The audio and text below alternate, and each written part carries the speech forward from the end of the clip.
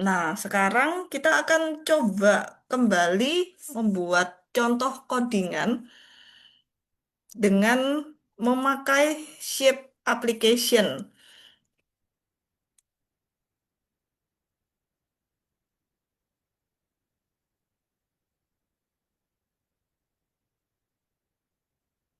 Nah, kita lihat lagi yang akan kita buat adalah parent berupa shape, anak berupa circle dan rectangle. Data member atau atributnya, kalau yang shape adalah left sama top, dan aneka operasi, kita tidak akan membuat ini sih sebagai contohnya, bisa dibuat sendiri. Kemudian nanti kita buat aja eh, metode untuk mengembalikan data untuk ditampilkan ya seperti biasanya. Sedangkan untuk anak ditambah diameter dan yang circle dan ditambah lebar dan tinggi untuk rectangle. Oke, yang harus kita lakukan adalah membuat eh, project baru dan nanti diberi nama seperti ini, nama Anda, dan shape apps. Atau boleh diberi nama yang lain juga tidak apa. Jadi ini cuma saran saja. Kemudian buatlah kelas parent, yaitu shape. Nah, ini yang akan kita buat. Nah, sebaiknya karena akan lebih cepat dan mudah kalau kita membuat konstruktor, sebagian konstruktor, dan juga semua propertinya dengan cara mengenerate langsung dari programnya. Mari kita coba lihat ya.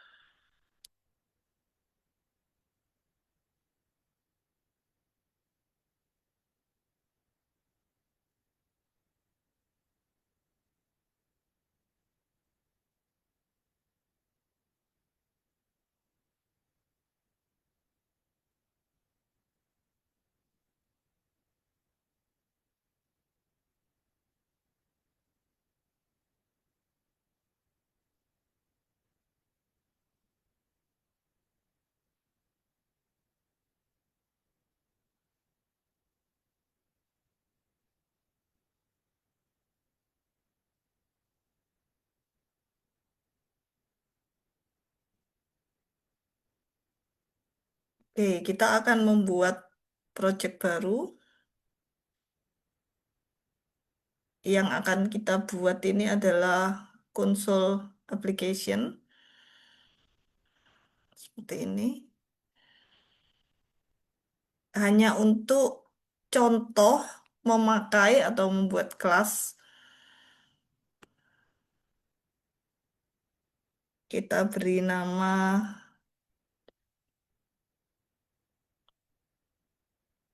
projectnya seperti ini. Jangan lupa diingat lokasinya di sini ya. Dipastikan lokasinya sudah sesuai dengan kebutuhan Anda. Oke, lalu kita create.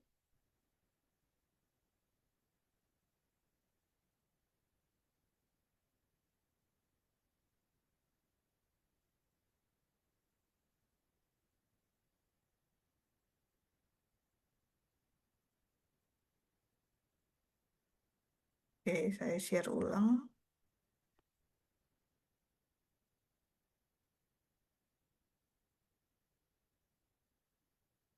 Nah, kita sudah punya project ini.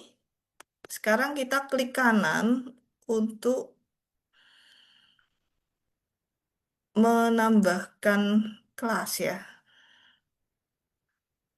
Add, sorry, add class. Untuk menambahkan kelas. Nah, seperti ini. Kita add. Jangan lupa namanya diganti dulu ya. Saya hampir lupa. Kita akan membuat kelas yang pertama yaitu shape.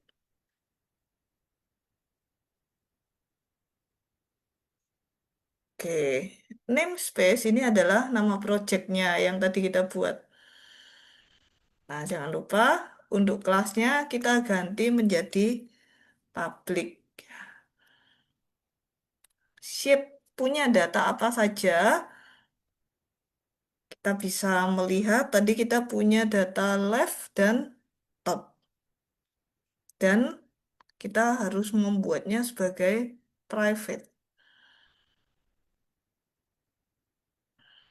Sesuai aturan penamaan, kita memakai huruf kecil. Nah, kita lihat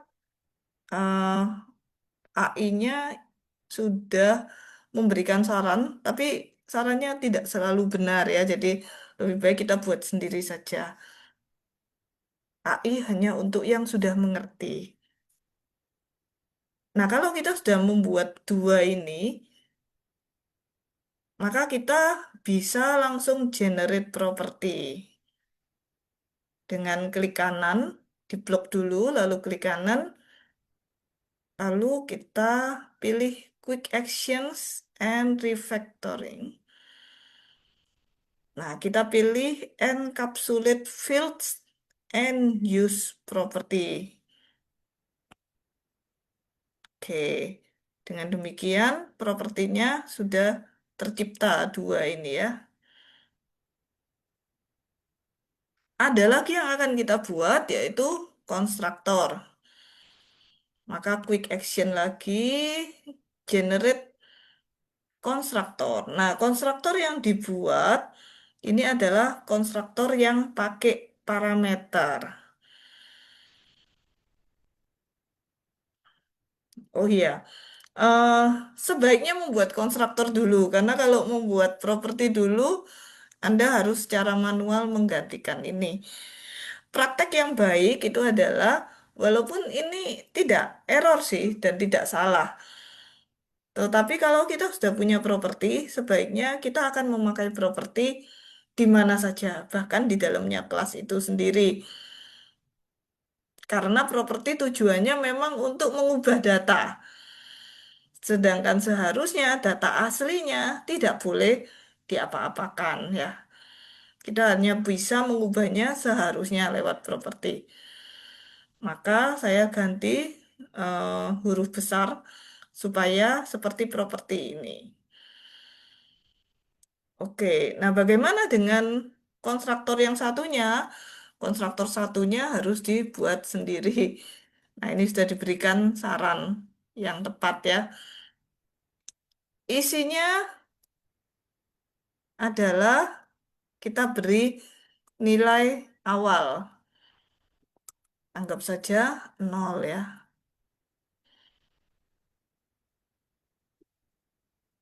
Nah, ini adalah isi konstruktor tanpa parameter kita.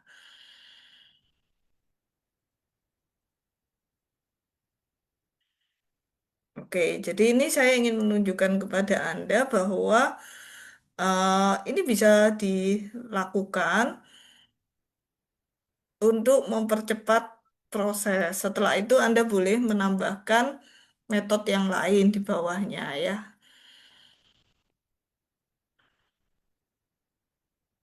Biasanya kita membuat display data yang hasilnya adalah string gitu ya. Oke, kita akan kembali ke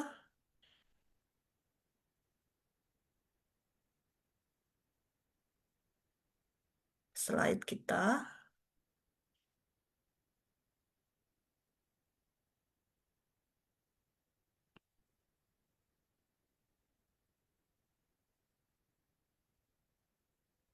Nah, jadi inilah yang akan kita buat. Kita akan membuat class shape dengan metode display data yang memberikan nilai left dan topnya. Nah, ini parentnya. Sekarang bagaimana dengan anaknya? Kita akan membuat dua anak, yaitu rectangle dan circle, beserta seluruh isinya. Nah, perlu diperhatikan, kalau kita membuat anak, untuk menyatakan bahwa ini anaknya siapa, itu harus diberi titik dua, lalu tuliskan nama parentnya. Di sini parentnya adalah shape. Terus kemudian untuk konstruktor, konstruktor ini waktu di generate, isinya hanya width dan height, seperti data yang tersedia. Nah, karena apa? Karena top dan left itu kan diturunkan, tidak tertulis, tidak kelihatan. Maka kita harus tambahkan sendiri ya di konstruktornya. Jadi di generate jangan langsung dipakai, tapi ditambahkan integer left dan integer top dulu. Lalu kita pakai tanda titik dua lagi. Kali ini artinya adalah panggillah konstruktor dari parent. Jadi base itu artinya adalah memanggil shape, konstruktor shape. Nah, konstruktor shape tadi kan yang berparameter isinya adalah left sama top. Kalau Anda lihat yang di sini ada integer left, integer top. Kenapa yang di sini cuma left sama top? Nggak ada kata integernya. Karena kalau yang atas ini kan kita membuat header atau kita membuat definisi yang menyatakan bahwa kelas rectangle itu konstruktornya parameternya ini.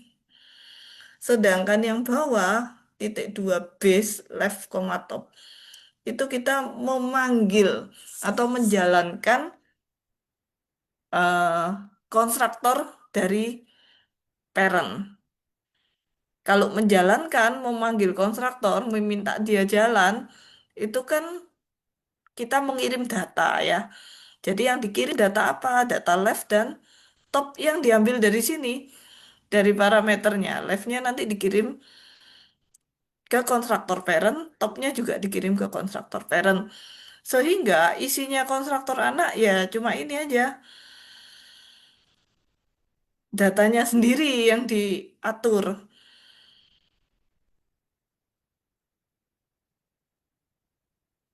Nah, ini yang belum dibuat adalah eh, konstruktor yang tidak punya parameter.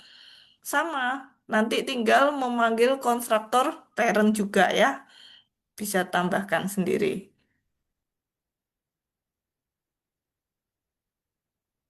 Nah, base ini dipakai lagi di bawah di fungsi display data.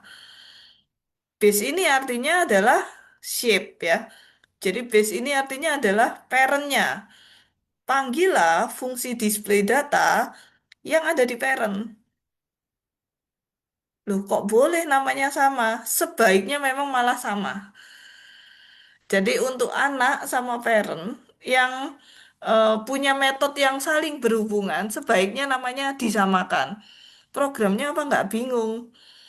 Nggak. Programnya tahu ini display datanya siapa yang sedang berjalan. Jadi justru sebaiknya akan disamakan. Nanti minggu depan kita bisa melihat kenapa itu dibuat sama. Oke, jadi ini adalah contoh salah satu anak, yaitu yang rectangle. Nah, ini adalah anak yang kedua, yaitu shape. Shape ini sudah ada diameternya, kan? Terus kemudian, nah ini sudah ada konstruktor tanpa parameternya. Dan ini adalah konstruktor berparameter yang memanggil base juga. Ini adalah propertinya sendiri. Properti yang left sama top bagaimana? Dia juga punya. Bisa dipanggil, tetapi tidak kelihatan di sini, tapi sebenarnya diturunkan atau diwariskan juga dari chip.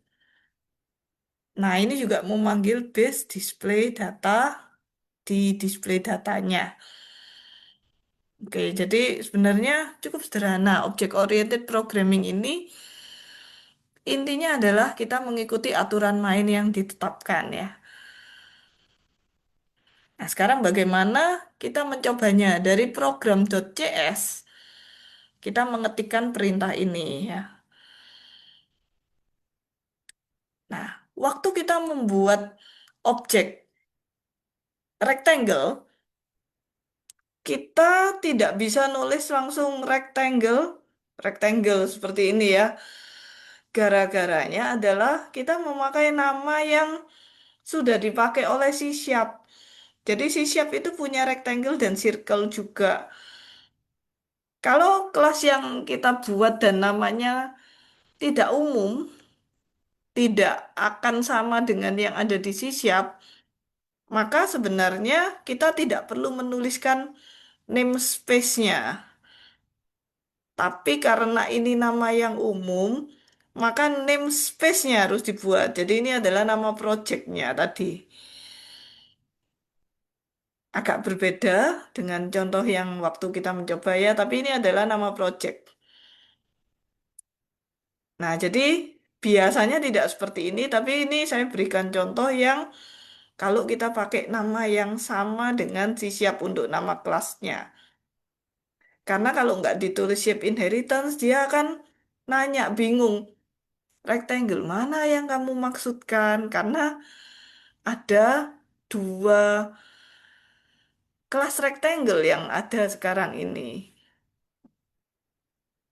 Oke, setelah dibuat, di sini saya sengaja panggil konstruktor yang tanpa parameter supaya kita bisa memanggil propertinya satu-satu.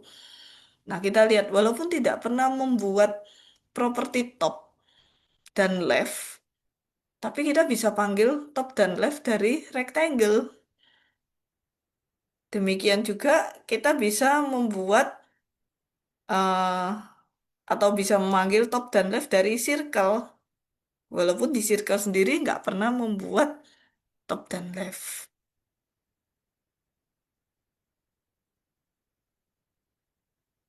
Oke, itu adalah contoh code yang memakai inheritance. Nah, tugas Anda minggu ini adalah mencoba hal yang sama, yaitu membuat data, properti, konstruktor, sama display data saja. Untuk kelas inheritance yang lain yang tadi sudah pernah kita bahas, yaitu koordinat 2D dan 3D. Yang jadi parentnya adalah 2D, yang jadi anaknya adalah 3D. Sekali lagi, nanti yang dikumpulkan tidak perlu seluruh project atau solution, cukup dikopikan di dokumen untuk diupload. Oke, selamat mencoba. Semoga sukses. Sampai di sini pertemuan kita tentang inheritance.